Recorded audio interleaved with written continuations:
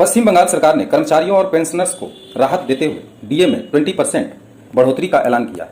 नई दर से महंगाई भत्ता 18% से बढ़कर 38% हो गया है। पश्चिम बंगाल सरकार ने राज्य के लाखों कर्मचारियों और पेंशनर्स को बड़ी राहत की खबर दी है। सरकार ने बढ़ती महंगाई के निपटने के लिए कर्मचारियों के महंगाई भत्ते यानी डीए में भारी बढ़ोतरी का फैसला किया। बजट पेश करते हुए वित्त मंत्री स्वपन दास गुप्ता ने महंगाई भत्ते में 20% की वृद्धि का ऐलान किया।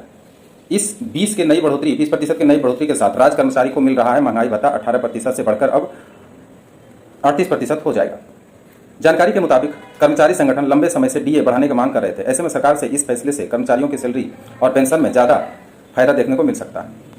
महंगाई भत्ता की गणना ज़्यादातर कर्मचारी के बेसिक पे के आधार पर की जाती है, जो इस प्रकार है।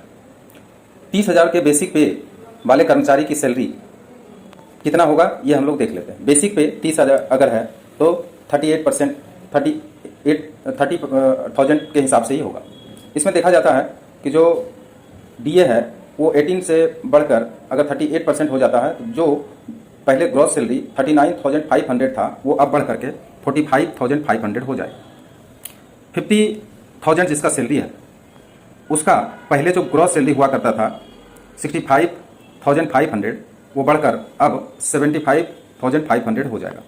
इसी तरह से जिसका सैलरी का बेसिक 1 लाख है उसका सैलरी 1,30,500 से बढ़कर 1,50,500 हो जाएगा। जिन कर्मचारियों का बेसिक पे इससे भी ज़्यादा है उन्हें डीए बढ़ने का फायदा भी उसी हिसाब से ज़्यादा प्राप्त होगा। हालांकि ग्रॉस सैलरी में आपका बढ़ोतरी दिख सकती है, लेकिन आपके हाथ में आने वाली रकम एनहिंट सैलरी, पीएफ, प्रोफेशनल टैक्स और अन्य कटौतियों के बाद तय की जाएगी। Thank you.